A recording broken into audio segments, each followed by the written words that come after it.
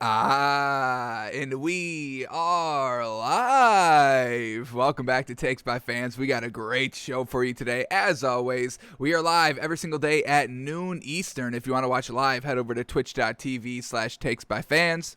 If you want to watch but not live, head over to our YouTube channel, Takes by Fans. We post all of our shows and clips of the show there on a daily basis. And if you just want to listen, we are on podcasting apps, Spotify, Apple Podcasts, Google Podcasts, iHeartRadio. So, however you want to watch or listen, we've got you covered multiple ways. Alrighty, today's a big old Tuesday. Oh my God, we are creeping up on the start of the NFL season, folks. It's Thursday, and we still have so much more left to do. We are going to be continuing on with our win totals today on the show, going through what Vegas has set the line in for every single team on how many games they think they're going to win, and then we'll see if they can win those games.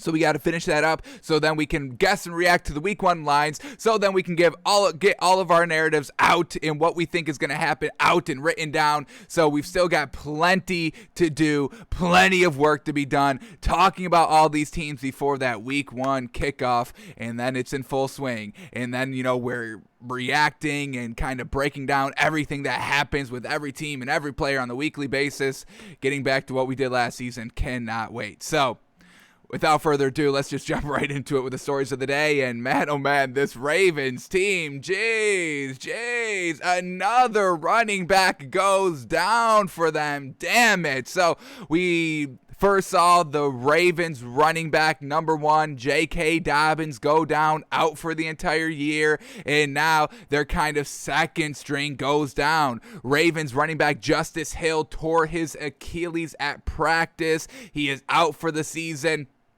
So now they have absolutely no depth here at the running back position. They have Gus Edwards, and they got Tyson Williams, who's a rookie who has nothing proven in this league. He may be good. Let's see what he did. Where's this man even coming from? Tyson Williams. Let's get his career stats up. I want to see what this man was doing at BYU. Let's see what this man was doing in college. Is he somebody that they can rely on? Because they are potentially going to be having to use him a lot. They're going to have to be using him a lot because they've got nobody else besides Gus Edwards, and Gus Edwards is solid, but he's not even the number one running back on this team. They were going with J.K. Dobbins over Gus Edwards, so the number two has to step up to the number one plate, Gus Edwards. The number three or even four has to step up to the number two. Now, the Ravens were working out running backs yesterday in a couple of days to kind of shore up their depth, and we're going to talk about their options. But let's see what we got here by Tyson Williams. Went to BYU for a year, but then he was at North Carolina for 1 year in 2015, and then South Carolina. Oh, he went to his rival. He's like, y'all not playing me here at North Carolina? Well, I'm going to go to South Carolina. All right, so 3 different schools in 4 different years. That's not the best thing. But here we go. Anything good? Year one at North Carolina, only 57 rushing yards. Yeah, I would leave there too. Then he goes to South Carolina for 2 years, 471 yards.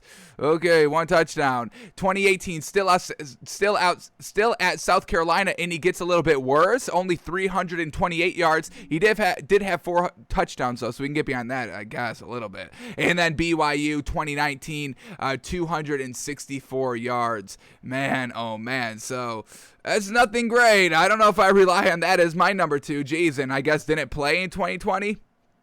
Damn. So yeah, you really got to bring in some other running backs here, and they were working out Le'Veon Bell and Devontae Freeman. Now, this is the perfect kind of opportunity for the Ravens. They're like, you know what? Our hands are kind of tied here. We were going to just keep going with who was on our roster, but now that, oh man, what was his name? Now that Justice Hill is out and J.K. Dobbins is out, well, I guess we can go out and sign Le'Veon Bell. Why not? This is a risk-free move at this point. You can go out and sign Le'Veon Bell. He's obviously great. We know what he can do in his prime. I mean, his numbers and stats speak for themselves. Just unfortunately, the overall kind of locker room chemistry and personality may not be the best fit here for Baltimore. That is in kind of a win-now mode. They've always kind of been in the back seat to the Chiefs the last kind of 2 seasons, and now this really has to be the year where they can prove that they can kind of, hang with the big dogs in the AFC, have to kind of get to an AFC championship game this season to say, hey, we can actually compete with y'all, and we're not just kind of, this big flashy thing in the regular season that clams up and shuts down in the playoffs and can't get it done. We have to see this Ravens team have real great success come a deep playoff run, but they have to get their running game figured out as well. So bringing in Le'Veon Bell, who may not be the best kind of locker room fit, but you can just be like, hey, you can chalk it up to by just saying, hey, we had no other option. We had to get a nice veteran presence in here right now quickly who can kind of absorb the playbook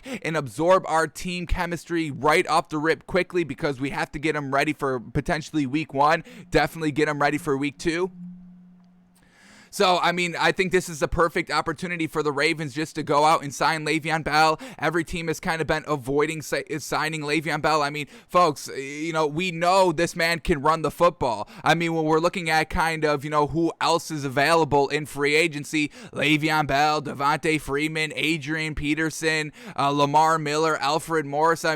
We're going to go with Le'Veon Bell, who's kind of the youngest out of that bunch and the most experienced out of that bunch. Well, besides Adrian Peterson. And kind of the best out of that bunch, maybe not Adrian Peterson, but, Adrian Peterson is unfortunately aging out of this league. So I really think Le'Veon Bell, totality-wise, is the best free agent running back available, and everyone's just kind of been passing him up, glossing over, oh, we don't want Le'Veon Bell, we don't want that distraction. But the Ravens can just be like, we have to just swallow this distraction. We kind of have a free pass. We sign him to a 1-year deal, give him minimum money. If he doesn't work out this season, then we throw him to the curb next year, but we have a free pass this season because of all the injuries. So you can sign Le'Veon Bell with no strings attached, really. And if he doesn't work out and the media's like, this is why you can't have Le'Veon Bell in your locker room or whatever it is, the Ravens could be like, yeah, we agree, and we'll get rid of him next year. But we just had to do something. We're a couple of days away. We're less than 7 days away from the start of the regular season. We need a veteran that can come in and learn the playbook just like that. So we had to just go out and sign Le'Veon Bell. So I think it's a no risk, high reward situation here in Baltimore. Go out and just bite the bullet and get Le'Veon Bell. Get him and Lamar Jackson. Ooh, I'm loving that. The great speed between both of them. That run pass option, kind of read option game would be absolutely murderous. It'd be murderous with Le'Veon Bell and Lamar Jackson because of their great explosibility, because of their great speed and their kind of great size and what they can do on the football field of making everybody miss and getting into open space and just taking the top off the defense. Geez, if you have to worry about Lamar Jackson keeping it and running it or throwing a 50-yard bomb down the field to Sammy Watkins, or he hands it off to Le'Veon Bell who can go run 50 yards right up the middle and get behind all the safeties, or it's Lamar Jackson keeping it and rolling out. It's going to be hard as heck to stop. So we'll see who the Ravens decide to bring in. They worked out Todd Gurley back in June. He's still not signed. I don't think you go with him. Why? You have your pick of the crop here, and you can just use that excuse of, hey, we had to do something last minute. We had no option. We can't go with Todd Gurley because of the arthritis in the knees. We just have to go with Le'Veon Bell and the not great personality that he kind of brings along with himself. We just have to swallow that and hope it doesn't ruin our locker room for this season. And if it can work out, that's great. And if it doesn't, we can just kind of, wipe our hands. We had no choice. We had to do it. He's gone next year. No worries. And then, we're back to J.K. Dobbins and Gus Edwards come next season when J.K. Dobbins is back healthy. So I really think this is a perfect opportunity for the Ravens to go out and sign Le'Veon Bell without getting really kind of any negative attention in the media. Honestly, you can just be like, hey, we had to do it. Time is a ticking, and we needed a nice veteran. We had to get Le'Veon Bell. That's all there is to it. So we'll see who they go out and sign. Expect it as soon as possible, just because, we're talking about this Sunday is the start of really the kickoff. Yeah, we have Thursday night football. That's only 2 teams going at it. But Sunday, everybody's going. So We'll see who the Ravens go out and decide to bring in. Definitely seems like they're going to bring in somebody. If it's not Le'Veon Bell, they're definitely going to get another free agent. And I'm still a little upset that Lamar Miller is not getting a better look out here. Why is Lamar Miller not going and working out for the Ravens? It's only been Devontae Freeman and Le'Veon Bell and Elijah Holyfield. Where is Lamar Miller? Where is the disrespect for Lamar Miller coming from? I don't get it. I will never get it. But that's where we're at with the Ravens. Unfortunately, another running back goes down, and they're working out some free agents. Alrighty, and here we go. And the Saints are bringing in some nice veteran depth here at their cornerback position. So the Saints have signed cornerback Desmond Trufant. He worked out early yesterday for the squad, and he has officially been signed and is now the New Orleans Saints. And that's been a big story circulating the Saints for the last about 2 weeks, that they really need to just shore up their depth at the safety position. That's really what they were lacking, and they go out and get Desmond Trufant, a nice veteran piece. And we're going to look at him in playerprofiler.com just to kind of see what he's been up to recently, going against kind of the top tier talent. But when we look at what Desmond Trufant has done in his career, real solid. 8 years, 7 years in Atlanta, was real solid there. Went to Detroit last season and only started in 6 games. He had 1 interception. All right. But he's got 14 interceptions in his entire career. Definitely could be a little bit better in that regard. He's got 3 forced fumbles, 7 fumble recoveries, 6 sacks. Look at that, man. Get it going. Is that 6 sacks? Yeah, that's 6 sacks. Okay. So solid corner out here. Never an A1, tier 1 shutdown corner. Maybe a tier 1 corner. I don't know about ever an A1 tier 1 corner, but real solid work. He's a 6-foot corner out here. But let's go to playerprofiler.com and see if he's going to be serviceable. Now, what's good for Desmond Trufant is that he doesn't have to be the number 1 or the number 2 corner. He can come off the bench and be kind of the 3rd or 4th kind of relief corner for this Falcons team, so he doesn't have to be a starter. So that's definitely going to help him out here. A nice veteran that has been kind of the number 1 corner in Atlanta, now just having to kind of fill that kind of depth reserve role. I think he can definitely do that. But let's see what Desmond Trufant has been up to lately in terms of shutting down the best of the best. And Player Profiler, they always give a best comparison when you look at a player, and they compare Desmond Trufant to Stefan Gilmore. So in just kind of his height, his speed, his tangibles, what he does, and how he plays the ball and all that, they say he's Stefan Gilmore, and we all know that Stefan Gilmore is kind of regarded as top 5. I don't know about top 1. I don't put him at top 1. I don't know if I put him in top 3 either, but I think we can all agree in definite maybe top 5 there. But let's go to Desmond Trufant last season in 2020, and then we'll see what he was doing. How far can we go back? We can look up 2019, we can look up 2018, and we can look up 2017. 2017 doesn't give us any names, so 2018. Okay, so we'll have to look at 2018. But let's see what he was doing last season, and let's see what he was doing in 2018 when he was a little bit more kind of fresh, a little bit younger, a little bit more spring in his chicken.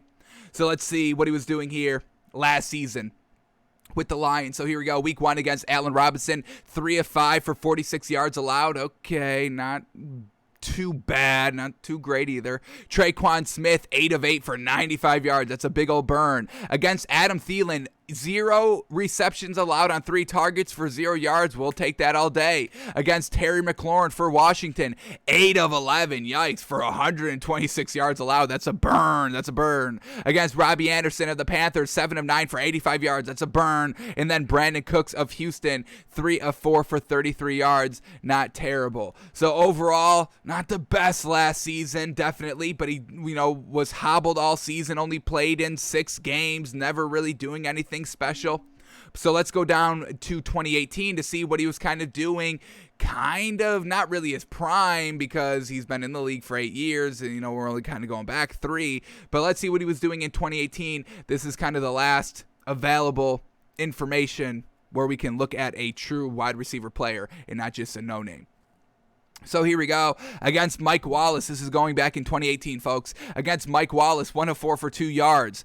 Against Ted Ginn, who's got great speed, 9 of 10 for 111 yards. Damn, that's a big ol' burn. And Ted Ginn's not even close to, I mean, I love Ted Ginn, but he's like a tier 3 wide receiver in this league, maybe even a tier 4. And you just gave up 111 yards for the speedster Ted Ginn. Jeez, that's not great. All right, against Tyler Boyd of the Bengals, 10 of 13 for 89 yards. Jeez. Against Antonio Brown, ooh, lock that man up. 0 of 4 for 0 yards allowed. We can get behind that. Against Chris Godwin, 8 of 11 for 120 yards. That's a burn. Against OBJ, 6 of 9 for 81 yards. That's kind of a burn. Against Amari Cooper, 3 of 6 for 26 yards. That's a good lockup. Against Michael Thomas, 3 of 6 for 30 yards. I'll give that. That's respectable. Against John Brown, 13 of 17 for only 31 yards. You gave up 13 catches for only 31 yards. That's a great lockup. Jeez, that's like 2 yards a catch. What the hell? Oh, my God, that's fantastic. Oh, my, that's absolutely great. Against Devontae Adams, 3 of 3 for 17 yards. That's a great lockup. Against Curtis Samuel, 8 of 18 for 63 yards. That's not bad. And then against Mike Evans, is this round 2? Did we do Mike Evans again? No, we did Mike Wallace. All right, so against Mike Evans, 7 of 10 for 111 yards given up. So he's kind of all over the place. Has some nice lockdown games, but overall, has given up 100 yards in 3 games in 2018. That's not really the greatest. So he was kind of all over the place in 2018. Haven't really seen him that great in 2020. And now he's just kind of in a backup role here for the Saints. So we'll see what he can do this season. Who he can lock up. The Saints team's not the best defensively, but they're bringing in some depth and some nice veteran presence, and we'll see if kind of Desmond Trufant can revitalize his career here as kind of a nice bench piece just to shore up the Saints defense overall. So the Saints signed Desmond Trufant. That's who they're going with for depth at the cornerback position, and we'll see who he can lock up this year. Alrighty, here we go. Let's go on to the next story here, and you got to give up to Sean McVay, folks. He's a smart cookie out here, highly regarded in the league. It's all going to kind of come out whether he deserves all this praise of being an offensive guru, of being a really smart head coach, of being one of the top 10 head coaches in the league, potentially even putting him in top 5. I think you can make the argument, but it's all going to come into play this season because, like we've been saying, he has his pick of the crop here. He wanted to go after Matt Stafford. He got Matt Stafford. He didn't believe he can get it done with Jared Goff, shipped Jared Goff away, and now thinks, he's got the team around him that he knows he can coach up to win a title. So it's going to be put up or shut up time for Sean McVay.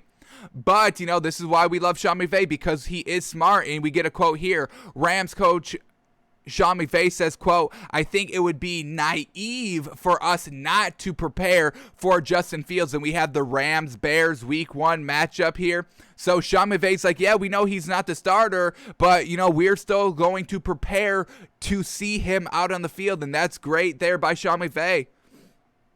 Real smart. We saw what Justin Fields did in preseason, used his dual threat ability to make big plays time and time again, picking up first downs with his feet, just the threat of the run on play action opens up wide open receivers down the field, 35, 40 yards, and some went for touchdowns. So Matt Nagy doing his due diligence here and knows that there could be some plays or some packages, maybe even a full drive that Justin Fields will touch the field, and Sean McVay is going to make sure that his defense is ready for Justin Fields if they use him in some trick situations or just some gadget plays or whatever it is. So love that by Sean McVay. So let's see how he's preparing for Justin Fields and how much he's preparing for him. So let's go into this article and see what this man is saying. So here we go. It's Andy Dalton's time in Chicago, according to Andy Dalton and, as of now, Matt Nagy, but that's not going to keep the Rams from preparing to see the other Bears quarterback.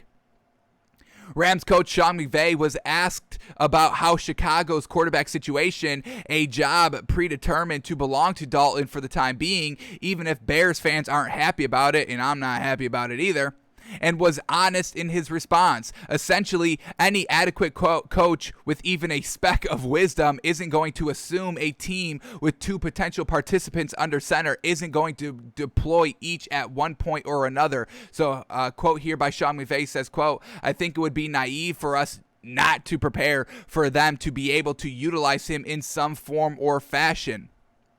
But Andy is a winning quarterback in this league. He does a great job. I really have seen a lot of film on Andy, even going back to when Jay Gruden was his offensive coordinator at Cincinnati. So very familiar with what a really good quarterback he is. He does a great job, accurate anticipation, recognizes the looks defensively, can straighten up protection. So, Sean McVay, he knows Andy Dalton, so watch out for him to just shut him down. He knows what he was doing. He went back to the Cincinnati days, which is definitely what you have to do because that's, the bulk of what his career is. So Sean McVay has been watching Andy Dalton, preparing for Andy Dalton, is going to be able to shut down Andy Dalton with that extremely great Rams defense that he has. I really think this is going to be a big blowout here, and hopefully we can see Justin Fields by week 2, hopefully.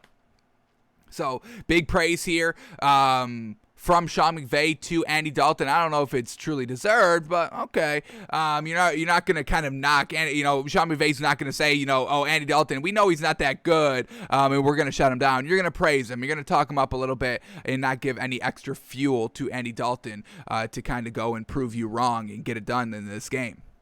But let's continue on here. One more quote here by Sean McVay. So here we go. Quote, Andy Dalton's a really good quarterback, and he'll be a great challenge. And then you see the ways that Justin Fields made a lot of plays going back to his career at Ohio State and what he showed in the preseason. So I think you got to be ready for either or, but it's going to be challenge for sure. So Sean McVay is getting his guys, getting his defense, preparing for both Andy Dalton and Justin Fields. That's definitely how you have to do it. So watch out for a potential Rams blowout win over the Bears come week 1 because Sean McVay is watching what Andy Dalton does good. He's going to take it away. And what we know about Andy Dalton is that he doesn't kind of thrive under pressure. He doesn't rise to the occasion, a la never winning a playoff game. So if things get difficult, if things get tough right off the rip, if the Rams are kind of bringing the pressure, playing tight coverages, not allowing any open windows for Andy Dalton to fit that ball in,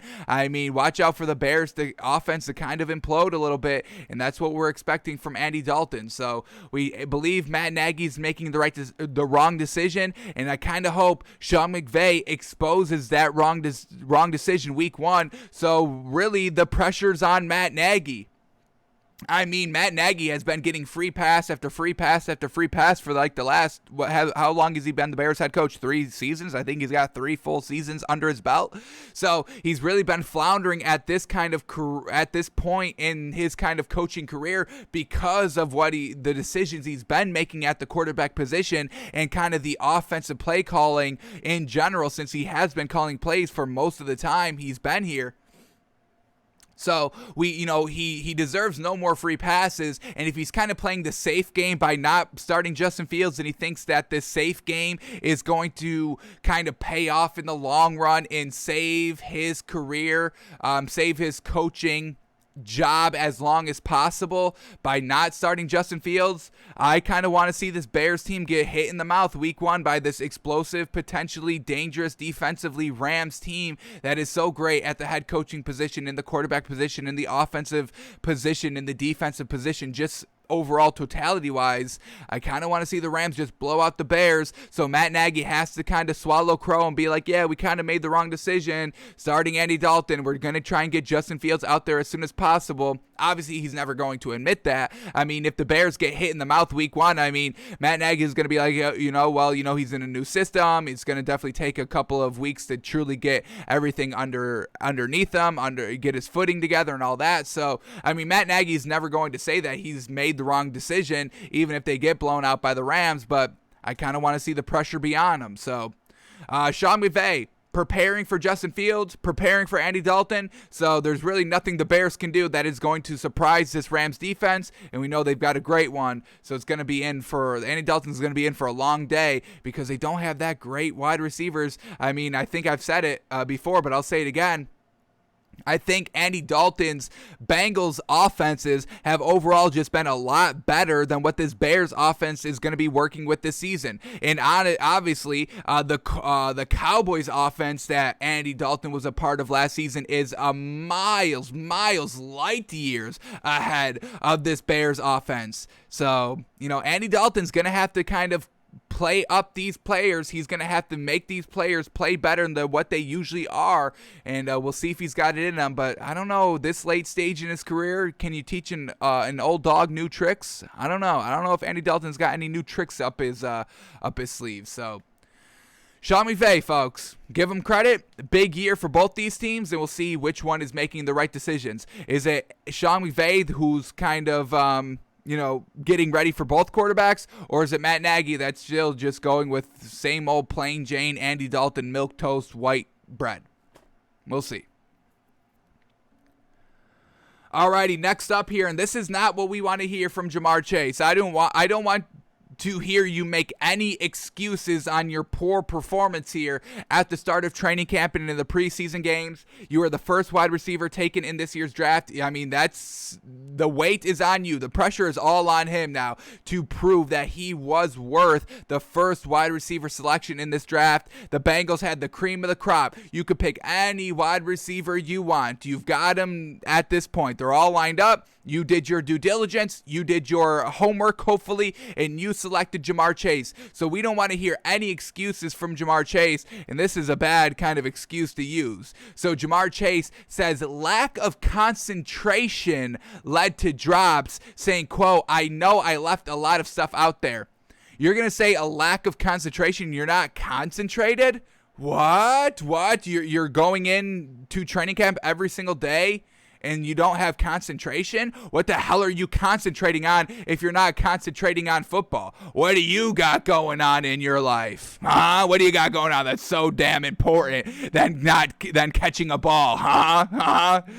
So let's go into this article and see what Ja'Marr Chase is saying out here, and maybe can we buy him at all? I mean, we are truly kind of are we at 0% buyability into Ja'Marr Chase?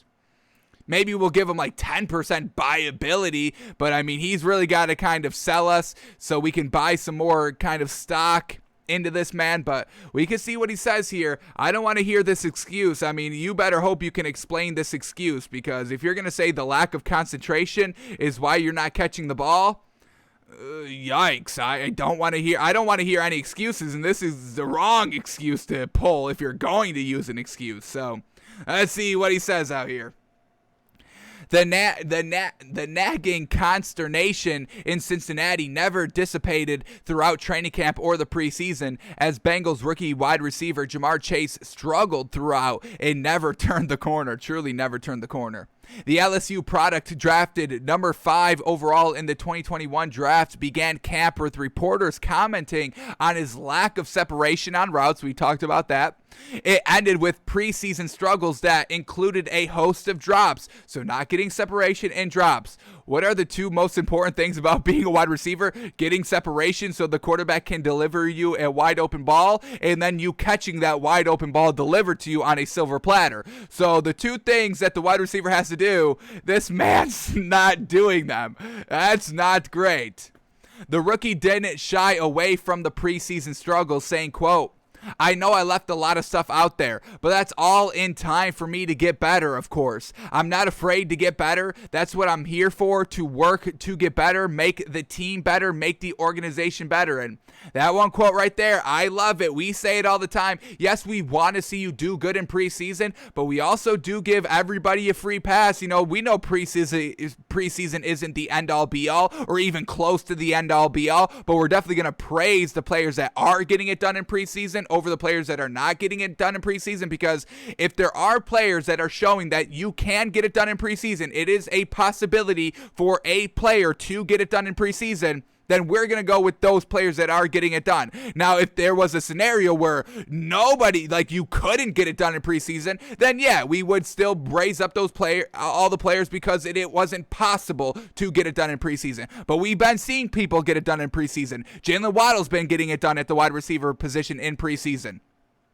Jameis Winston at the quarterback position was getting it done in preseason. Ramondre Stevenson was getting it done in preseason at the running back position. So we're going to be praising those players. I mean, we have been knocking Jamar Chase very heavily here in preseason, but it's warranted because it's what he's been showing in preseason. Now, if he wants to get better in the regular season, yeah, absolutely. And we'll be here to praise you and raise you up when you're getting it done and, getting 5 yards of separation because it's finally clicking and taking it 80 yards to the house because you just ran over the middle, got wide open, and then used that speed to take the top off the defense, and you're running 90 yards for the touchdown. No problem. We will praise you up then, but we have to see it first. Now, back to this quote here of saying, hey, I'm not afraid to get better. And that's what we love, using this opportunity, using the practices, using kind of the preseason games to make your mistakes so you can get better. We've got no problem with that. So, Jamar Chase, that's saying it perfectly right here. Hey, I'm not afraid to get better. That's what I'm here for, to work to get better. So me making mistakes, I'm getting better while making the mistakes. But, come week 1, when everything starts to matter, that's really when we have to see you, practice what you're preaching here. Saying, hey, I know I left stuff out there, which is great. You did. So now don't go leave stuff out there when it comes to the regular season. So, you can talk. We've got no problem with you saying all these things. But at some point, you're going to have to get it done and, practice what you preach come this regular season. So, all right, Jamar Chase is kind of buying us in a little bit more. I'm loving what he's saying here. We get a couple more quotes. Let's keep going here. The drops received the most attention. Chase caught just 1 of 5 targets during preseason action, and that one target was a wide receiver screen. All the drops were going over the middle of the field and not even tight coverage. So just kind of what our assessment is that he's a little timid going over the middle, a year removed from football. So, he doesn't really remember what it's like getting hit over the middle, taking that big hit when you're trying to go for the ball and, the quarterback throws you into a dangerous spot and you have to sacrifice your body over the middle of the field to make the catch. He's a year removed from that. So maybe a little timid, a little bit, extra time to get back into, his prime LSU day. So here we go. Chase caught just 1 of 5 targets during preseason action. Joe Burrow's only preseason pass slid right through the rookie's hands on a simple wide receiver screen. Said quote here by Jamar Chase, if you look back at it, I jumped in the air when the ball got to me. That means my eyes weren't concentrated on the ball. I didn't keep still. So that makes my eye adjustment for the ball move around. So, hey, he's breaking down why he didn't catch that ball. Fantastic. Knows how to fix it. Knows what went wrong and knows what the true technique should have been and is going to hopefully correct that in the regular season. So, hey, he understands what he's doing wrong, isn't afraid to make mistakes. Okay, he's kind of buying us more. Alrighty. All right, we get 2 more quotes, so let's keep going here. After a marvelous 2019 season at LSU, when Chase dropped just 4.8% of his targets, which according to ESPN stats and information was just under the average of Power 5 wide receivers, Chase opted out of the 2020 season. While some rookies who opted out haven't shown any signs of rust, Chase seems to have been hurt the most by the year away, like we just said. So let's see what he has to say about this quote. I don't want to blame it on me sitting on my butt the whole year, but it probably has something to do with that, of course. So, hey, he's even saying, hey, I was a year removed. I was 1 year removed. I didn't play football for an entire year. And we know the work in the blood, the sweat, the tears, the sacrifices that go in just to play one snap in this NFL and in a game, let alone the entire game, and let alone 16 games, and let alone 17 games now, and let alone, if you make the playoffs. So, we're talking about a potential 3 more playoff games, and let alone the Super Bowl. We know the work that has to go into it. He was a year removed from that work. So use this kind of opportunity in the preseason. This was kind of, a really, really fast-forwarded entire year. Hopefully he was able to kind of cram that entire 2020 season into the training camp period, in the practices, in the preseason games. So, come this regular season, he's right where everybody is. Everybody's on kind of the same footing. Everybody's at the same start point. So hopefully he's, getting it done. He's kind of hammering out the finer details here in the last couple of days, in the last couple of practices before week 1, where he is going to be out there. Like this article said, he only had 5 targets. That's not going to be what he's going to be doing. I mean, Joe Burrow should be going to him at least double 5 times a game. I mean, I want to see 10 targets to Ja'Marr Chase every single game. So his level of production is going to, I mean, just truly expedite immensely out here. So, going, hey, he went 1 of 5. That's not bad. Well, that's still bad. But, if you want to kind of, look for, a silver lining, well, hey, it was only 5 passes. Well, now he's going to get those targets ramped up heavily here come week 1. So hopefully he's doing everything to get to that point where he needs to be productive. All right, one last quote here. Despite the struggles, the Bengals staff has consistently backed Chase, which they have. We've talked about that as well, suggesting they still expect the rookie to play a significant role in a wide receiver core that includes Tyler Boyd and T. Higgins. Yeah, you don't take a wide receiver, 5th overall, I think 5th overall, and not expect to use him heavily in the wide receiver rotation. You use a top 5 pick on this man. You will use this man.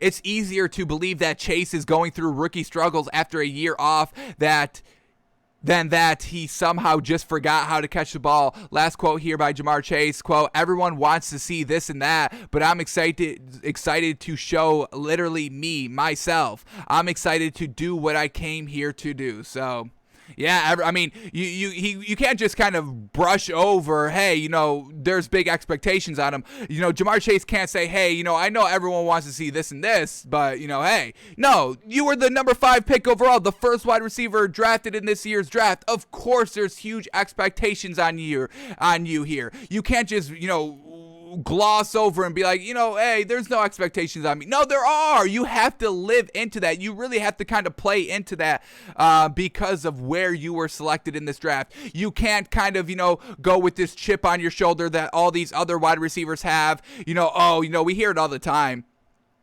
Players like, I keep a list on every team that passed up on me. I keep a list of all the wide receivers that were ahead of me and use that as fuel and as motivation. Ja'Marr Chase can't do that because there was like 4 teams that passed on him and they all went with quarterbacks. It's not like they were going with other wide receivers and you were the first wide receiver. So you can't use any of those excuses, those classic kind of narratives that a lot of players say.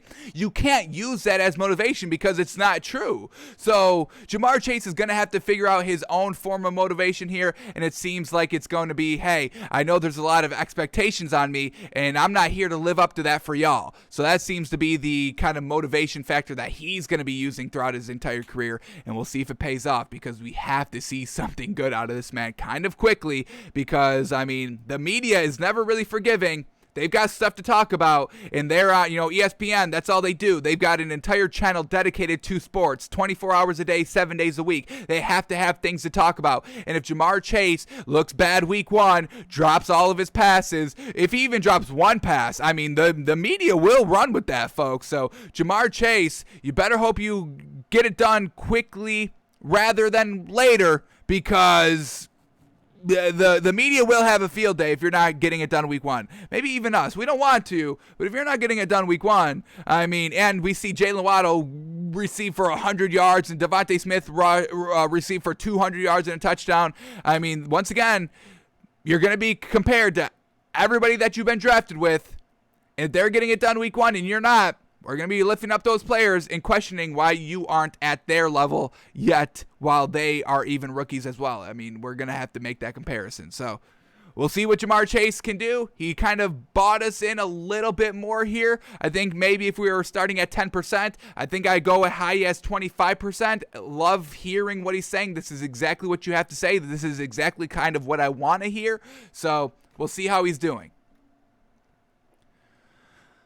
Alrighty, let's hear from Dak Prescott. We've kind of gone a couple of days without talking about old Dak, and ever since Hard Knocks has aired, I don't want to not hear from Dak every single day. Now, luckily, I believe tonight is the season finale of Hard Knocks, so hopefully we get a little bit more of Dak. I want a huge Dak-focused episode. I believe it's for the finale since week 1 starts this week. I don't think it continues into the regular season.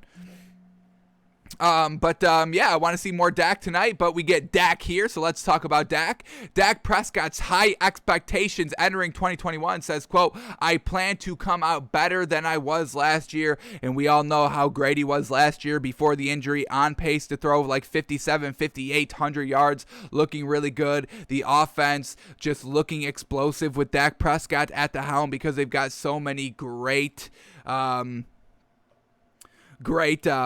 receivers and weapons all around him. And look at this stat when we go into this article. Most passing yards in the first 4 games of a season. Most passing yards the first 4 games of a season. Dak Prescott is the leader now for the 2020 season at 1,690 yards in only 4 games. Number 2 is Kurt Warner in 2000, throwing 1,557 yards. Tom Brady is number 3 for 2011 with 1,553 yards through the first 4 games. And then Patrick Mahomes is number 4 at 2019 with 1,510 yards. So, I mean, isn't that some great company to be along with in kind of the number 1 of that company? So, we know Dak Prescott's great, so let's see what he's expecting from himself in this team, in this offense come this year. So, let's read what Dak Prescott has to say. All right, so here we go. Following multiple surgeries, grueling rehab, and a shoulder issue setback during training camp, it's been a wild ride since the last time Prescott commanded the huddle. Says, quote here by Dak Prescott, obviously I have high expectations for myself. I plan to come out starting fast. I've said before, I don't necessarily want the numbers that I had that early because we weren't winning games and we weren't being competitive early, and that's why some of those numbers came about. I plan to come out better than I was last year, to be honest. That's just the work that I've put in going all the way back to February when I got back on the field. I'm excited for it. So Dak Prescott's not looking to kind of repeat this 1,690 yards through the first 4 games because it didn't result in the wins, and I love hearing that from Dak Prescott. Wins over everything. Dak Prescott doesn't care if he has to throw 1 yard a game for the win. That's what he will do. If he has to throw 1 pass for only 1 yard and not even a touchdown for them to guarantee themselves to win the game, Dak Prescott will do that. Dak Prescott will end the season with 40 yards passing if that means that they are winning games consistently. He doesn't care. So I absolutely love that. Winning over everything. Buying into the team. It's the team over me. It's winning over my stats, and it's about the trophy. It's about wins at the end of the day. That's all I care about. I want to see the wins. Now, if you want to be highly regarded as the greatest of all time, then yeah, we have to see the stats with the wins. But if you just want to win, I'm all about you just winning. And Dak Prescott, we know he can put up the stats with the wins, but he's only focused on the wins. That's what we love. All right, a couple more quotes here, so let's skip around and start reading some lead-ups here. Only care about what he has to say. So here we go. Despite concerns about his shoulder, and they're not even concerns. Why are we still on the concerns on the injuries? He's fine. We're done with this. NFL.com, ESPN, every national media, stop referring back to Dak Prescott's injuries. It's done. That narrative is done. He's good. Despite concerns about his shoulder, Prescott believes he's ready to dive right back in and lead an offense that has the weapons to be among the most explosive in the NFL. Truly that. Quote here by Dak Prescott, quote, I'm ready. I'm definitely ready. I'm excited. I put in a lot of work to get to this point, whether it was months ago, just rehabbing the ankle, to the last few months, keeping the foot working while I let my arm rest. There is so much work I put into this. I'm just excited to go out there and be a part of the full game. Just being out there with my brothers and getting to do something I love. Love hearing that. All right, one more quote, so let's read the lead up. Here we go. Facing a Super Bowl champion defense with a dominant defensive line in Tampa Bay provides Prescott a difficult test off the bat. For the first time in almost a year, the Cowboys quarterback is preparing to get hit. Says, quote, I mean, I'm excited for when that moment comes, but I wouldn't say I'm eager. I think it'd be great to come out of that game not touching the ground, but how realistic is that? Obviously, it doesn't sound very realistic, but I'm just excited for that moment, just to get it out of the way. After 11 months without being hit, I'm just excited for everything this game entails, from warm-ups to pregame to the first whistle to the last and everything in between. So Dak Prescott's ready to rock. We've heard, Mike McCarthy ready to rock. We've heard Ezekiel Elliott ready to rock. We've heard Amari Cooper ready to rock. We've heard CeeDee Lamb ready to rock. This team is ready to rock. Come up in a couple of days, come Thursday, when they have to go against the Bucs, the defending Super Bowl champions, on the road in Tampa Bay. They're all going to be ready. So we'll see what Dak and company can do here. We'll see how the passing game is looking. We'll see how everything is looking. But Dak Prescott is ready to rock this season, ready to put all that behind him. He's worked so hard for this moment to get back out on the field, and here it is on Thursday Night Football. Dak Prescott, we want to see you be great. We want to see you get it done. We want to see you get the win, honestly, and we'll see how he looks come Thursday night. Cannot wait. Thursday Night Football, folks. We are so close. So close. Gonna be great. Alrighty, next story up, and this is what happens. This is what you get when you sign somebody to a 10-year deal. When you sign a coach to a 10-year deal, you get no urgency because they know they have time. Oh, I could take the first 1, 2, maybe even 3, 4 seasons off just to kind of rebuild and get it all right, so I can maybe try and finally take that kind of Super Bowl approach and kind of next level step in year 5 and 6. It's like, yeah, that's kind of how, in theory, it should work. I build year 1 and 2. We make small leaps every single year. Then come year 3, we're making the playoff push. Year 4 or 5, it all culminates to kind of a Super Bowl push. Yeah, in theory, that is what it's supposed to do. But how many times does that work out? Because the Patriots for the last 20 years have not been following that routine. They've been like, yeah, we're here. What's up? We're already at the top, and we're winning every year. Where are all these rebuilds coming from? Where were all those rebuilds when they were getting slaughtered by the Patriots? What happened to all those rebuilds when they couldn't come out of the AFC? There's more teams in the AFC besides the Patriots, folks. But why was the Patriots always representing the AFC in the Super Bowl the last 20 years?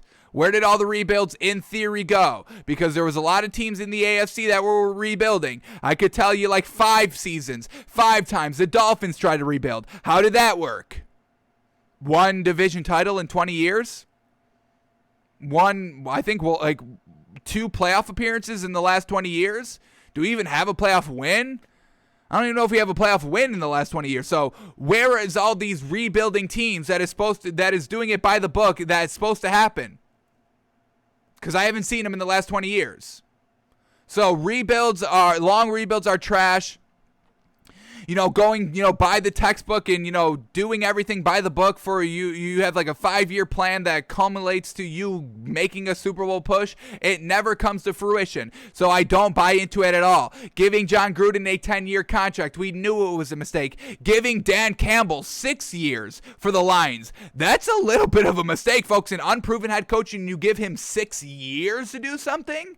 Whoa, okay, that's kind of crazy because that never works out. But the Lions, that genius organization that's had so much success over the last couple of years, right? They know how to get it done, right? No, they don't. So, all right.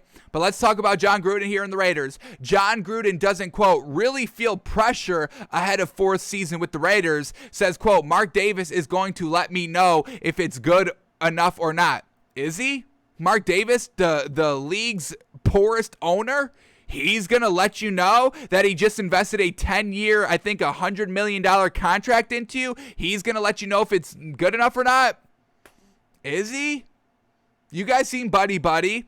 You've got a big name. I'm sure you've helped sell a lot of tickets and a lot of just kind of airtime since you're the head coach. I don't know if Mark Davis would kind of step on your feet like that. Mark Davis doesn't seem like the most kind of aggressive owner. Maybe a little passive aggressive, like we said, the poorest.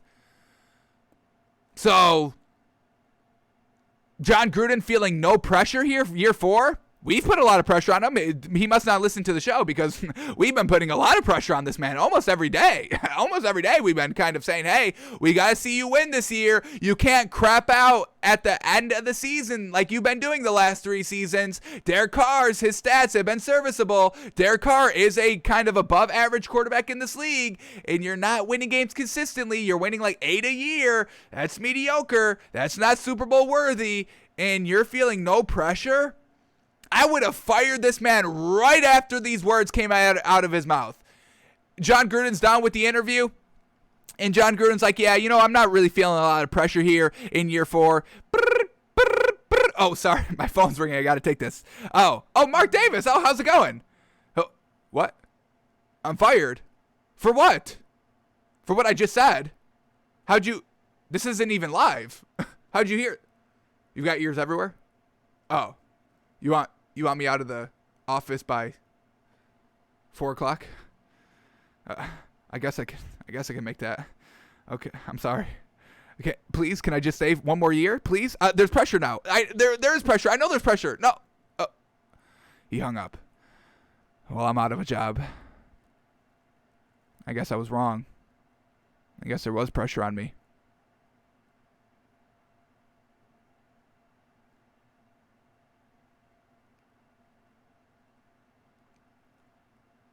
So, that's what I would have done. That's what I would have done if I was the owner of this Raiders team. The hell you talking about no pressure on you? Really? Really? Because I'm in the business of winning Super Bowls. And if you're not feeling any pressure, you got to get the hell out of my team. Get the hell off my team. So let's see what the hell is going on here with the Raiders and what John Gruden is meaning by not feeling any real pressure. What? I would have slapped this man. What are you talking about? No pressure. What are you, out of your mind? We're in the same division as the Chiefs, and you're talking about no pressure. What the heck are you talking about? Here we go. Oh, I can't wait to see what this man is saying. I may unleash on this dude. Here we go. Year 4 as coach of the Las Vegas Raiders will come with postseason expectations for John Gruden. Truly, I'm talking about they must win a playoff game. Screw just getting to the playoffs. I need to see a playoff win. Then I will call it a successful year for this Raiders team. General Manager Mike Mayock, entering his 3rd year, made that clear last week. But Gruden has been on both ends of his NFL coaching spectrum, having won a Super Bowl for the Tampa Bay Buccaneers in 2002 and suffering through 4 and 12 seasons in both Tampa Bay and with the Raiders. Expectations from Mayock or anyone else are part of the job, but there isn't room for pressure in Gruden's perspective, saying, quote, I don't really feel pressure. Owner Mark Davis is going to let me know if it's good enough or not, and I know what's good and what isn't. Do you?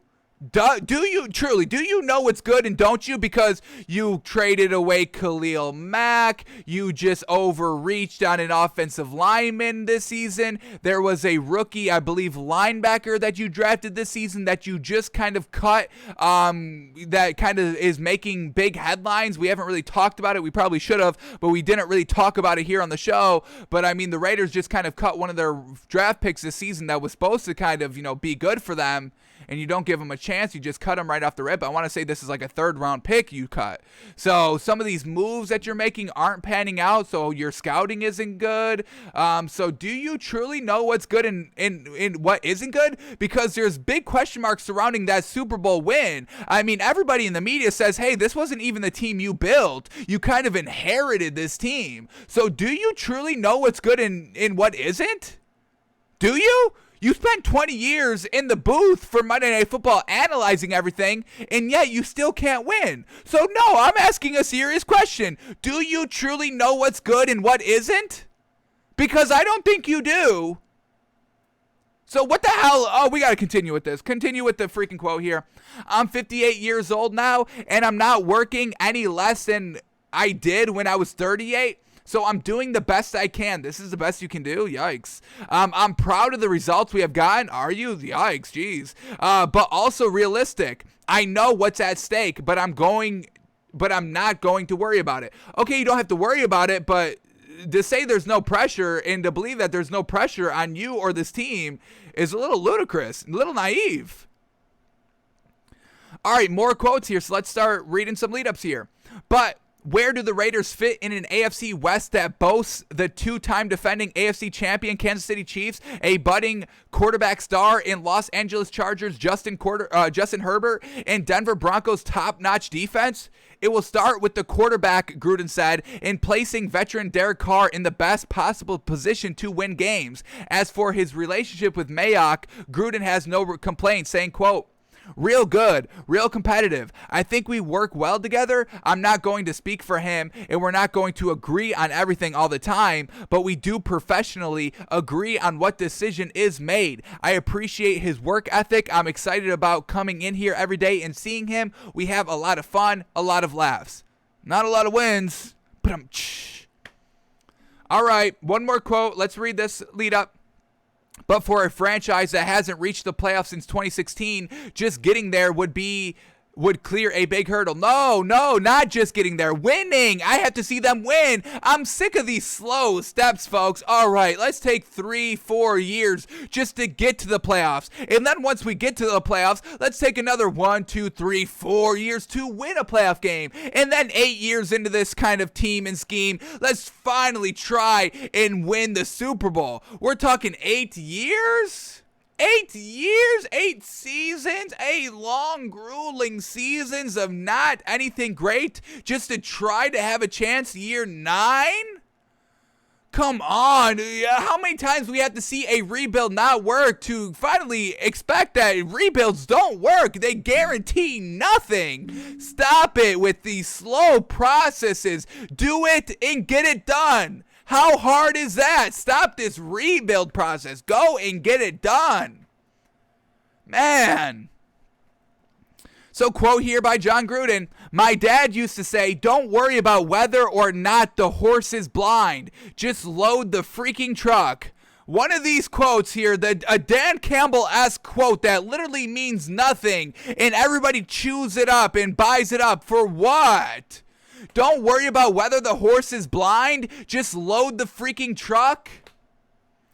That's where we are. Mike Mayock said it last week. We've assembled 53 players. We think we're going to be a pretty good football team. We're not hiding from expectations. Yeah, okay. Not hiding from expectations. Useless metaphor quote about a blind horse that's supposed to rally up and fire up the team after being very, very lackluster the last 4 years. Alrighty.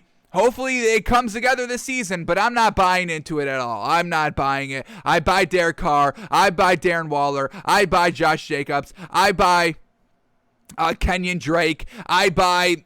Who else we got on this team? Hunter Renfrow. I buy Henry Ruggs. I buy everybody besides John Gruden. Sorry. That's what it is. Not buying him anymore, and we'll see if he can get it done this season. I don't think he can. I think we've got another classic John Gruden year, 7-8, or now 7. Nope. We've got 7-10 or 10, or he's either gonna go 7-10, 8-9, 9-8. Is that good? It's not gonna make the playoffs, so I don't care. So, all right, we'll see what John Gruden can do. There's no pressure, so we'll see how John Gruden coaches with no pressure, because there hasn't been pressure the last 3 years. What has that gotten him? Unbelievable, this dude. Unbelievable. Not feeling any pressure. This man is out of his gourd. All right, let's keep going here. And this is, since we're talking about the Raiders, this is another good thing for the Raiders. Once again, their defense got good. You've got a great player here, but once again, the coach is trash, so I don't know. Raiders linebacker KJ Wright says trying offseason made him very, very angry. And KJ Wright, a part of that Legion of Boom defense for the Seattle Seahawks, that was absolutely fantastic. Now going to the Raiders to shore up their defense, you're getting he's not young, but you're getting a nice veteran, angry veteran to shore up your defense. So this should be kind of we should be boasting and gushing over this Raiders team today, but we're distracted because John Gruden is absolutely garbage. Sorry. So let's see what KJ Wright is saying here quickly. Veteran linebacker KJ Wright sat home without a job for months and months until finally signing with the Las Vegas Raiders late last week. The long wait left the roving tackler peeved, says, quote, very, very angry. Very, very angry. I've been at peace, but I've been mad at the same time, if that makes sense. So he's been with the Seahawks his entire career. They're not bringing him back. He's 32. He goes with the Raiders. Quote here, I had a lot of people doubt me this offseason. I'm still keeping it going. I'm thankful to be here, but the burning desire you're talking about, it's on 100 right now. I've been in some situations to where I feel my presence made an impact on us being successful to win. So he's ready to rock, folks. We get one more quote, so let's read this one before we kind of wrap it all up here. But Wright's presence could be massive for a Raiders defense that needs playmaking and leadership. Truly leadership. I mean, we got Derek Carr on the offensive ball, but there's no leadership in the coaching in the coaching regard. The season opener on Monday night against the Baltimore Ravens provides a difficult task for a defense that has struggled during John Gruden's entire tenure. Yeah, John Gruden, he can't even coach. All right, last quote here by KJ Wright. This team is hungry. There's really good energy here. Everybody wants to be successful that's in this building. I love it. It's really good vibes. We got to make sure we start fast on Monday. Start fast, come out ready to work. So the Raiders have a good defender here, linebacker KJ Wright, part of the Legion of Boom, hungry, angry, ready to kind of prove that the Seahawks should have kept him or a team should have paid him so much money. But we'll see how they do. It's John Gruden at the helm. We'll see how this goes. Alrighty. There's still some stories to go over. We're going to put this off for tomorrow, the remaining stories, because I do want to focus heavy on the overall win totals. So let's go and continue on with finding wins here to make a little bit of money this season betting on Vegas's lines for the overall win totals for every single team.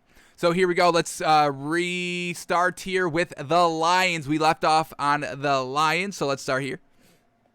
So here we go, their line, and this isn't even the lowest line we've seen. The Texans was 4. Now the Lions line for overall win totals is 4.5.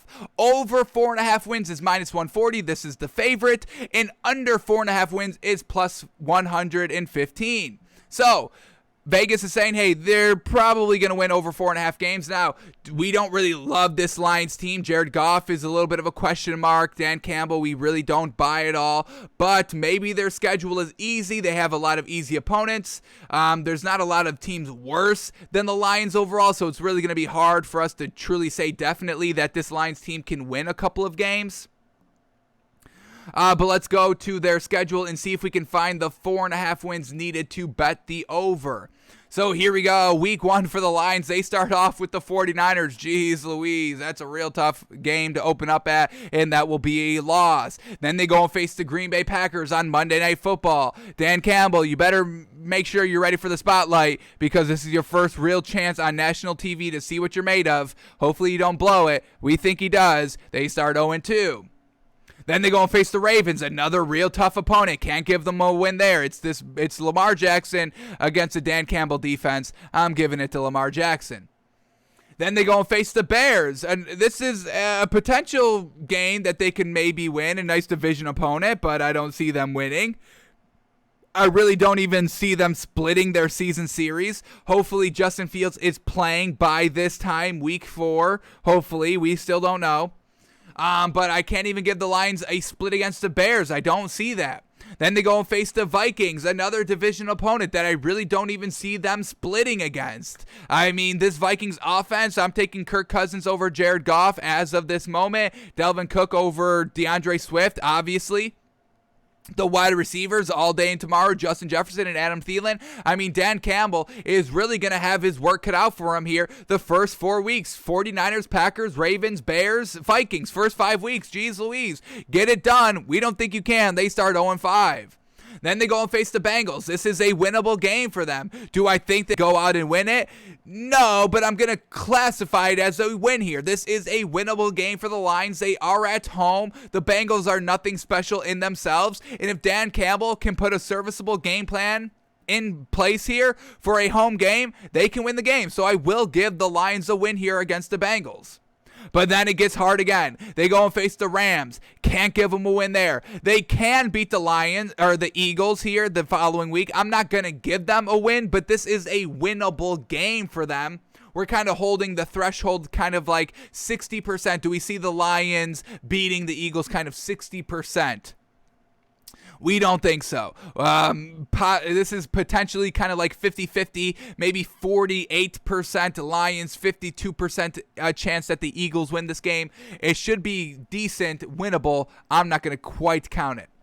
Then they're on the bye. Thankfully, thank God, you got to regroup. But then they have to come out and face the Steelers. That defense is going to eat the Lions alive. Not going to give them a win there.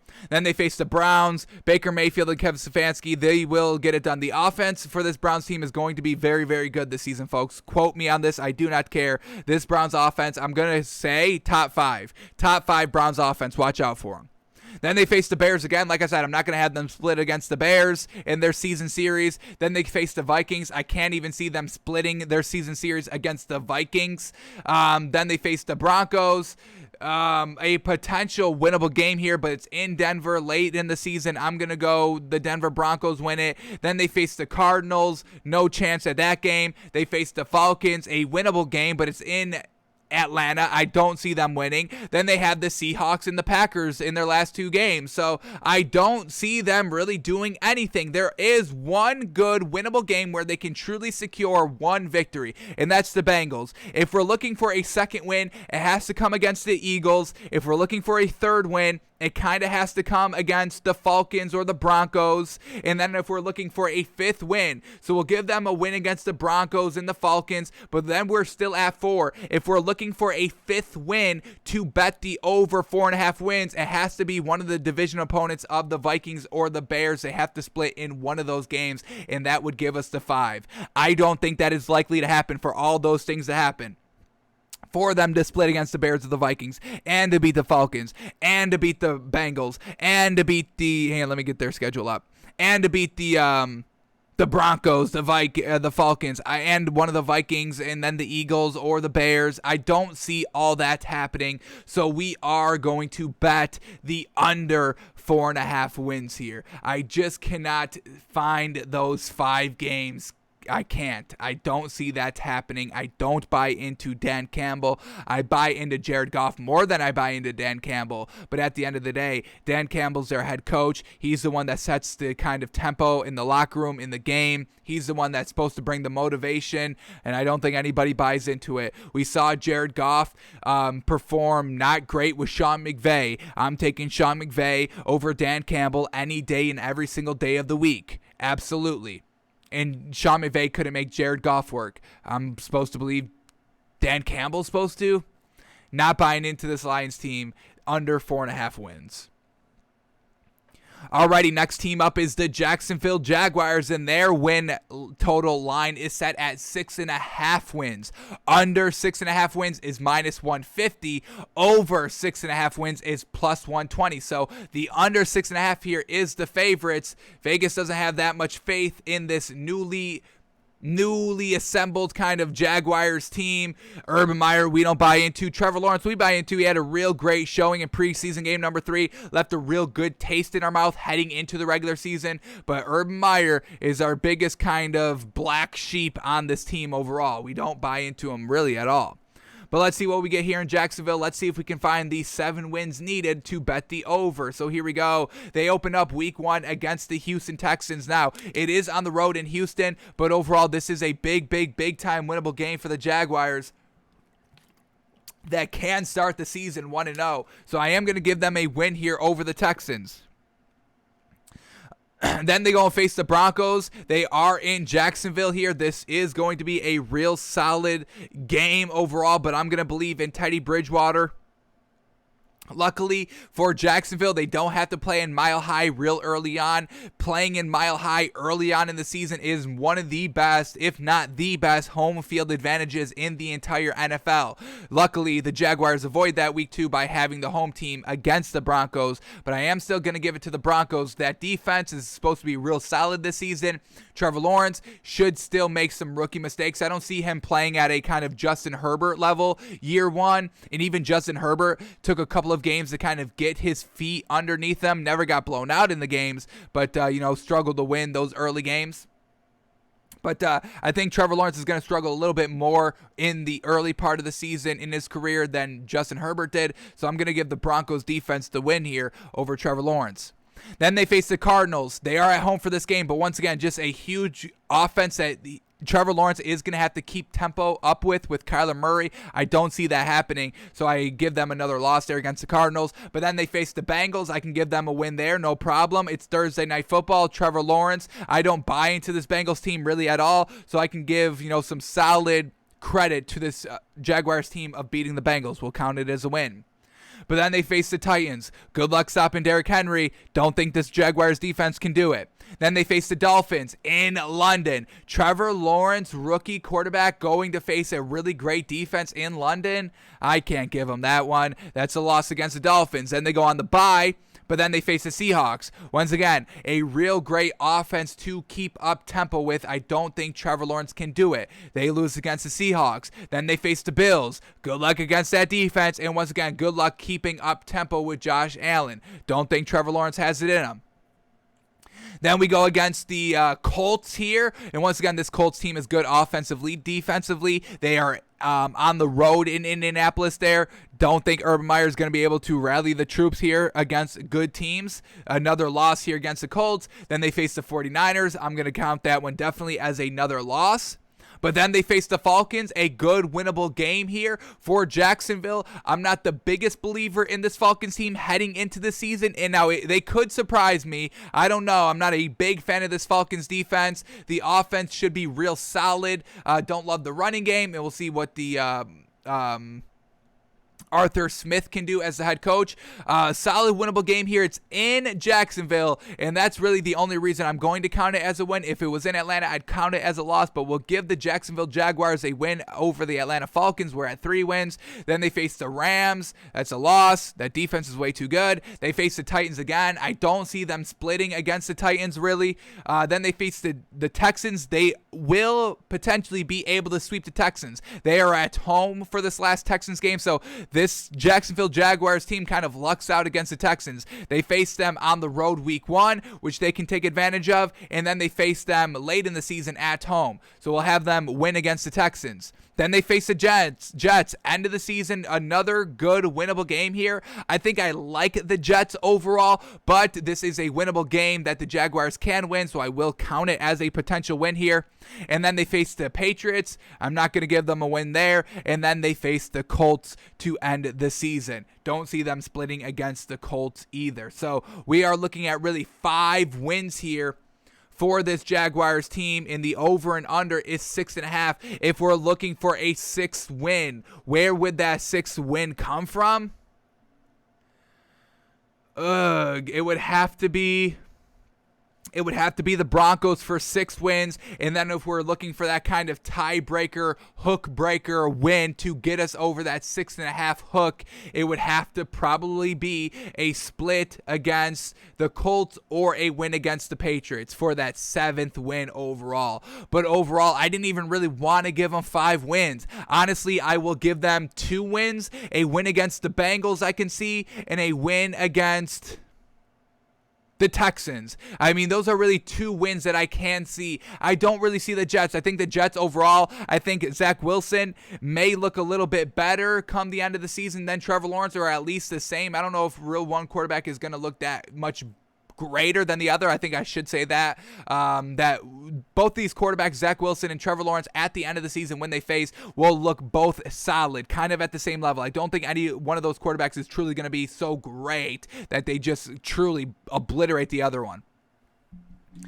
And then I think I'm going to like Robert Saleh as a head coach or over Urban Meyer at this point in time as well. So it was tough for us to find those 7 wins to go over 6.5. So we will bet the under 6.5 win for the Jaguars. And that's coming more on Urban Meyer, us not believing in him, than us not believing in Trevor Lawrence. So Jacksonville under 6.5 wins.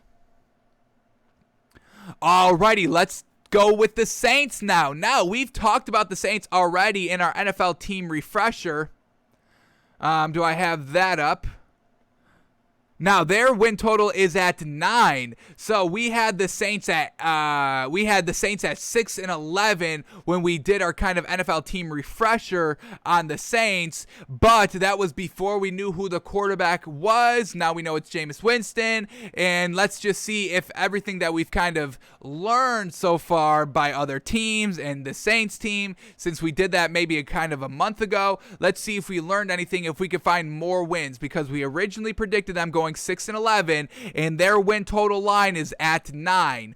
Under 9 is -120. Over 9 is at +100. So let's go into their schedule and kind of revisit the Saints schedule and see if we can see a couple more wins here to look for that 9-win total. So here we go. Week 1 is against Green Bay, and I still don't believe that the Saints can win this game. It was at home, but because of Hurricane Ida, they had to move the game to a neutral field in Jacksonville. So now Jameis Winston the Saints team doesn't even get the home field advantage facing, Aaron Rodgers. So I'm still going to count that one as a loss.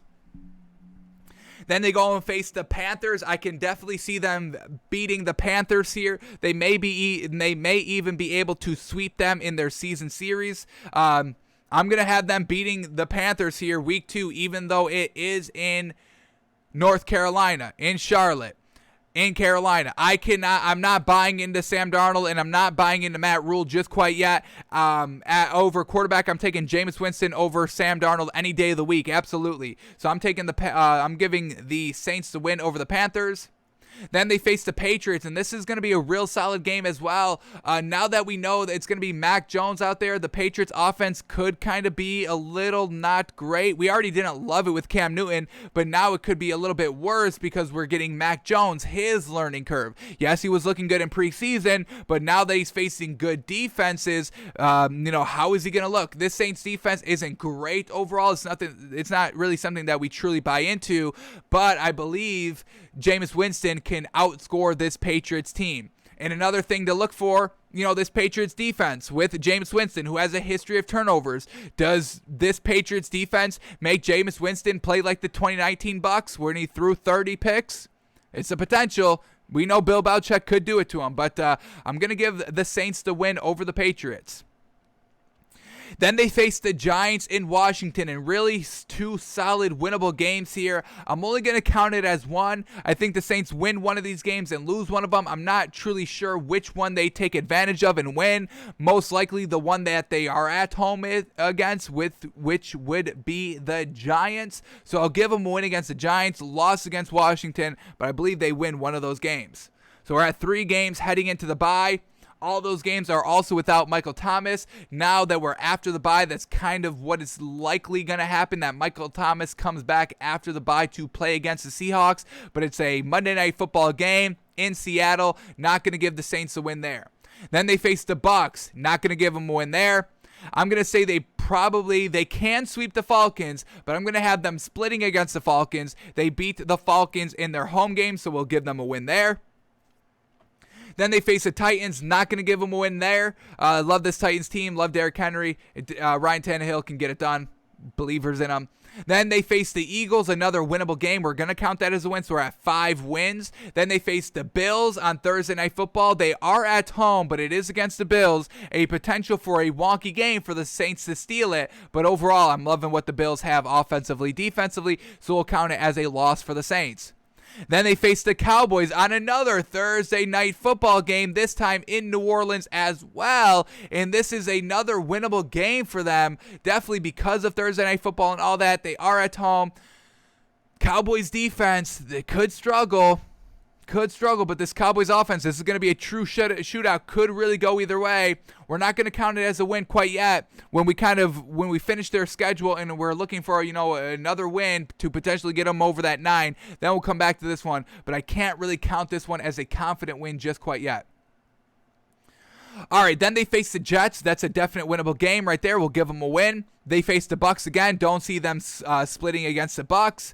They face the Dolphins on Monday Night Football. They are at home, so solid there. But this Dolphins defense, I think, is going to kind of hinder Jameis Winston a little bit, so I'm going to count that one as a loss. Then they face the Panthers at home. I'm going to give them a win against the Panthers. And then they face the Falcons the last week. And once again, I'm going to have them split against the Falcons. They are on the road in their last game against the Falcons, so we will count it as a loss. So we are at kind of 8 games here, a revised 8 games.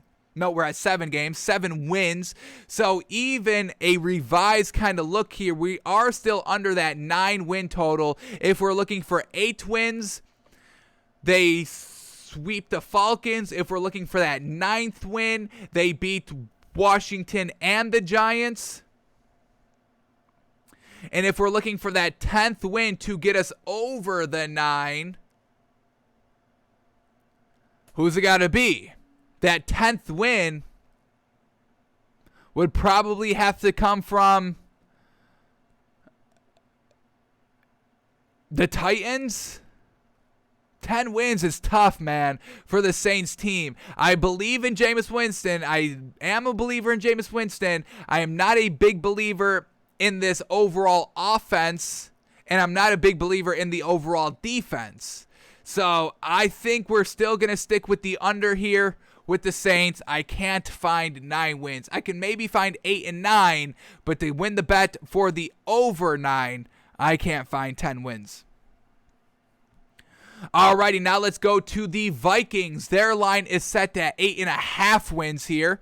Over 8.5 wins is at minus 140, and under 8.5 wins is at plus 120. So the over 8.5 is the favorites here. So let's see if we can find a couple of wins here for this Vikings team.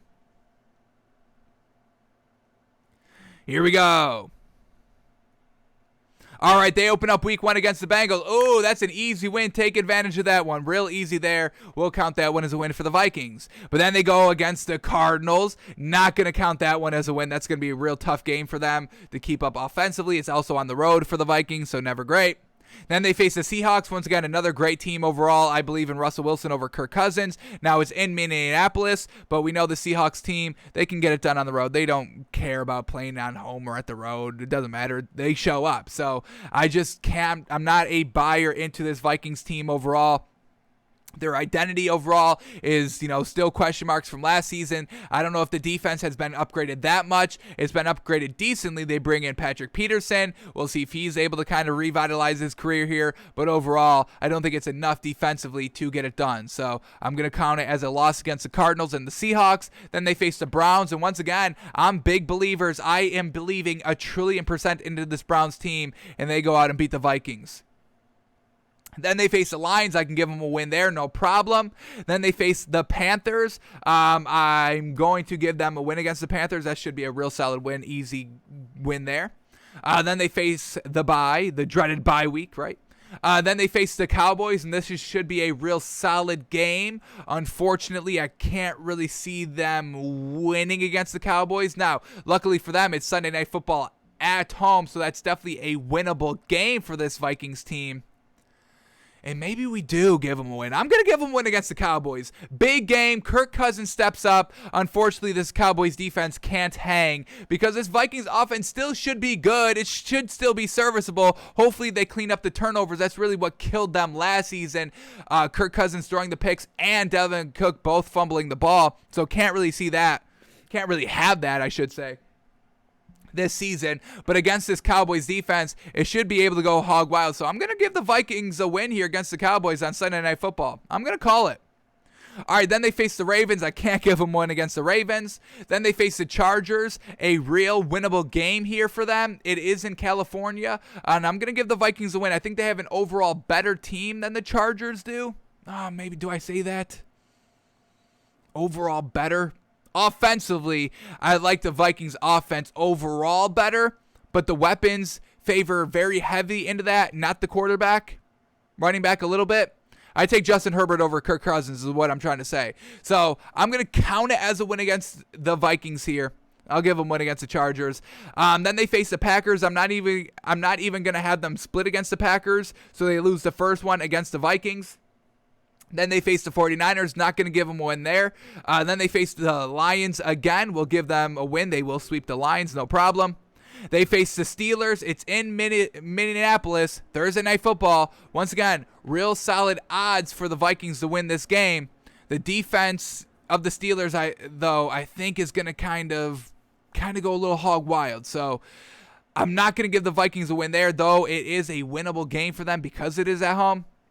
I'm going to have them split against the Bears. The first game is on Monday Night Football in Chicago. Not going to have them win that game. They face the Rams. Not going to have them win that game. They face the Packers again. Not going to have them win that game. And then they face the Bears, last game of the season in Minneapolis. And I'll have them with the win for the home field advantage. So we're at 7 wins here for the Vikings, and we were trying to get over 8.5. Ooh, just a little short.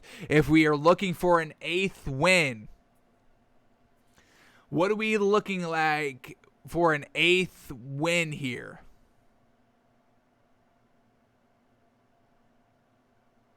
Man. Can we even find an 8th win? It would have to be the Steelers at home for the 8th win. And then for a 9th win to get us over the win of 8.5, that hook. A sweep against the Bears. A sweep against the Bears it would have to be. We gave them win against the Cowboys. We gave them wins against the Chargers. Those are already counted as wins. It would have to be beat the Bears twice and beat the Steelers for them to get over the 8.5, while also having all those wins beating the Cowboys, beating the Chargers, which are still toss-ups. So I'm just not a believer in this Vikings team. I think Kirk Cousins kind of good run, because when you look at Kirk Cousins' stats, they are good stats overall. They just don't result into any meaningful wins. So in that regard, I really think Kirk Cousins' kind of good-looking stats kind of come to an end here. And I think the Vikings, they maybe even move off of Mike Zimmer. They explode this whole thing up, rebuild, get Justin Jefferson, a great quarterback to kind of rock with his entire career that just started last season. So I'm going to go under the 8.5 here for the Vikings. I just think their time runs out here. Their identity as a team has not been put together here. We're still big question marks on this Vikings team going into the season. Hopefully their defense is better than last season. Mike Zimmer called out that defense last season, saying it was absolutely atrocious, one of the worst defenses he's ever had. And hopefully Dalvin Cook can keep emerging and being good, and Kirk Cousins can keep emerging and being good. But I think the Vikings are a true surprise in just how bad they are this season, how not great they are, with them having expectations of being somewhat solid. Just not believing into this Vikings team this season. I'm going to go the under 8.5 wins. Tough schedule for them. Alrighty, let's keep going here. Let's go to the Rams. Alrighty, another hefty win total here, but not too hefty. It's only at 10.5. Rams under 10.5 wins is minus 130. Over 10.5 wins is at plus 110. So the favorites is under 10.5 wins. And we know this Rams team is going to should be on paper at least, one of the best teams, if not the best team in the league. So let's see what their schedule is looking like, and let's see if we can find 11 wins. Now, unfortunately, this Rams team is in a real tough division, so we're probably going to have them be splitting all of their division games. But let's see what their schedule is looking like. So here we go. They open up week 1 against the Bears at home. Sunday Night Football. Gonna give that a win for the Rams. It's Andy Dalton out there. This defense should be able to take advantage of that very, very well. And I don't think this Bears offense is going to be up to par to keep up with this Rams offense. So I'm gonna give the Rams a win there against the Bears. Then they face the Colts, and this is great because we get a great look at what the Super Bowl is going to be. Week 2, we will know what the Super Bowl is going to look like. Colts, Rams, and we'll see who comes out on top. Real good game, real close game for both of these teams. It's in Indianapolis, and I'm going to give the Colts the win there. I really think the Colts are going to be a slightly hair better team than the Rams, so I'm going to give them, the Colts, the win against the Rams there. Then the Rams face the Bucs, and this is going to be a real tough team, but I'm going to give it to the Bucs. And this is no disrespect to the Rams. It's just how great this Bucs team is. Now, the one silver lining for this Rams team is that they are at home for this game, so a potential still win for this Rams team, but I'm going to give it to the Bucs. Then they face the Cardinals, and I'm going to have them split this season series. So the first game against the Cardinals is at home, so I will give them a win there because it's in California. Then they go and face the Seahawks, and once again, I'm going to have them split here. Their first game is Thursday Night Football in Seattle, so we will have them lose that game. Then they face the Giants. I can give them a win there. They face the Lions. I'll give them a win there. They face the Texans. That's a nice 3-game stretch there for this Rams team. They take advantage, win all 3 of them. Then they go and face the Titans on Sunday Night Football. Now, this is going to be a great game, and the only reason I'm going to give the Rams a win here is because it's at home, so that's another win. Then they face the 49ers. We'll have them split this season series, and it's in San Francisco, so we will give the Rams a loss there for their meeting 1. Then they're on the bye. Then they face the Packers in Green Bay. Going to be a tough game. It's still a winnable game, but I'm going to have the Packers winning it. Then they face the Jaguars. That's an easy win. They face the Cardinals, this time in Arizona, so it's a loss. They face the Seahawks, this time in Seattle, so it's a win. They face the Vikings. It's a win. They face the Ravens. Ooh, it's in Baltimore, though. This is going to be a real tough game. End of the season, playoffs, and everything is on the line here. It's going to take the Rams all their willpower defensively to stop Lamar Jackson of not getting it done. It's in Baltimore too. I got to count it as a win for Baltimore. And then the last game of the season against the 49ers, it's in California for the Rams. We'll count it as a win. So that's 10 wins. And we're at 10.5 for the mark. Damn. So we're right at this hook. Do we stick with the 10 and bet the under, or can we find a solid 11th game here to bet the over? So if we're looking for an 11th win, they would have to either beat the Colts or the Bucs, which is definitely a real possibility. Or the Packers, which once again is a real definite possibility, or sweeping the Cardinals twice, or sweeping the Seahawks twice, or just beating the Ravens. That's all we need for them to get an 11th win, which is all a possibility. So I'm going to bet the over because I have big faith that the Rams can beat one of the big teams of the Colts, the Bucs, the Packers, the Ravens, or the Seahawks in Cardinals twice. That's one of 6 games that they just need to win. A high caliber opponent that they have to rise up and win the occasion on. I'm gonna bet that they do that because I believe in Matt Stafford, I believe in Sean McVay, and I believe in this offense. So I'm gonna call it over 10.5 wins for this Rams team.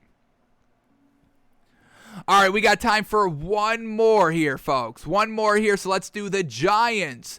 Giants win total is at 7. This is real solid. We may be able to bet this. This could be, I think we could find 8 games for this Giants team to win. So over 7 wins is at minus 130, and under 7 wins is at plus 110. So let's see what we can do here, folks, for this Giants team. Looking for 7 wins for them. Not bad. So here we go, Giants. Alrighty, they open up week 1 against Denver. They are in New Jersey, so that's definitely going to help them. But we just heard from Kenny Golladay that they're going to get out to a slow start. Saquon Barkley may play game number 1, but it's not official. We still aren't 100% certain. So This Broncos defense, I think it's the slight hair better than the Giants, and they lose the first game. Then they go out and face the Washington football team. I'm probably going to have them split all their division games. The first game against Washington is in Washington on Thursday Night Football, so I'm going to count that as a loss for the Giants. Then they go out and face the Falcons in New Jersey. I'm going to count that as a win for them. Then they go and face the Saints. I'm going to have that as a loss. They face the Cowboys in Dallas, so that's a loss. They face the Rams as a loss. Then they face the Panthers at home. That's an easy win for them to get it done. Then they go and face the Chiefs. Yeah, good luck with that one. That's a loss. They face the Raiders. They are at home for this game. So this is a winnable game for the Giants. And I believe in this Giants defense. And hopefully they kind of catch their footing. It's the game before the bye. I'm going to count it as a win. I don't like this Raiders team on the road. After the bye, unfortunately, they had to face the Bucs on Monday Night Football. That's a loss. But then they face the Eagles, a nice division opponent. It's in New Jersey, so we count that one as a win. They face the Dolphins. I'm going to count that one as a loss. Daniel J. kind of struggles against this Dolphins defense. They face the Chargers in California. If it was at home, I think I would count it as a win. Actually, I am going to count. I'm going to count it as a win. I do like this Giants defense. I think it's kind of slept under. I think it's a real solid defense. And at this stage, this stage of the NFL schedule, I think Daniel Jones is kind of hitting his peak. We're expecting big things out of him. So I'm going to give him a win against the Chargers. And then they face the Cowboys again, this time in New Jersey, so we give them a win. They face the Eagles in Philadelphia. We'll count that one as a loss. They face the Bears in Chicago. Real good winnable game right here. Potential wild card playoff spot for both of these teams, and I'm going to give it to the Giants here. I think their defense is able to kind of handle the Chicago Bears, and then the last game of the season against Washington, it's at home for the Giants, so we're going to count that as a win, and that is 8 wins that we have counted, and the over is 7, so we will count this as we will bet the over here for the Giants. This is not a real great schedule here for the Giants that really are expected to have some sort of success here. We need to see Daniel Jones get it together. We need to see just the offense overall get it together here. So this is a real tough schedule here. There's really good opponents here. Their division is real solid with the Washington's great defense and the Cowboys' great offense. But then outside of their division, having to face the Saints and the Cowboys and the Rams and the Chiefs and the Raiders and the Bucs and the Chargers and the Dolphins and the Bears. I mean, this is a real just tough schedule. Some middle-of-the-road teams / upper middle-of-the-road teams that the Giants are just kind of middle of the road. So they are going to have to kind of play up in most of these games, and hopefully they can, because we want to see a big, good season from this Giants team. So a workable schedule, winnable, question mark. They really are going to have to kind of take advantage of all these divisional games because they're kind of their easiest games of the season, the division ones. So usually that's not really how it goes, but that's what the Giants are going to be faced with this season. A real tough schedule with Daniel Jones and kind of it's not truly do or die. We'll still give you year 4, but we have to see you play better than what you did the first 2 seasons. So Joe Judge, question marks on him as a head coach. Can he truly get it done? Jason Garrett as an offensive coordinator. So this is not a real favorable schedule for all those question marks of the head coach and the quarterback and the offensive coordinator and the defense overall having to show out. This is really not the schedule you wanted to see for kind of a team that needs to have success and to need to have wins to take the spotlight off of their mediocrity over the last couple of seasons. So it's a workable schedule. It's going to be tough, but they do have the pieces to make this a workable schedule. So we will bet the over since we found 8 good games here. Alrighty, that is going to do it for us today, folks. Thanks for tuning in. Thanks for watching. Thanks for listening. How many teams do we have to go over still? We got 1, 2, 3, 4, 5, 6, 7, 8, 9, 10, 11, 12, 13, 14, 15. 15 more. If we do 7 and 8, how many did we get over today? 1, 2, 3, 4, 5, 6. Got the 6 today. Okay, not bad. So we got Wednesday and we got Thursday, but then we also have to guess and react to the lines on Thursday as well. So I think we're going to be able to make it all work. I think we're going to make it all work, folks. I think we're going to be able to squeeze everything we want to squeeze in just on time. So that's going to do it for us today, folks. Thanks for tuning in. Thanks for watching. Thanks for listening. We are back live tomorrow, noon Eastern, doing it all over again and, seeing what happens in the sports world. So we are out of here for today. We are back tomorrow live, noon Eastern. So we will see y'all tomorrow.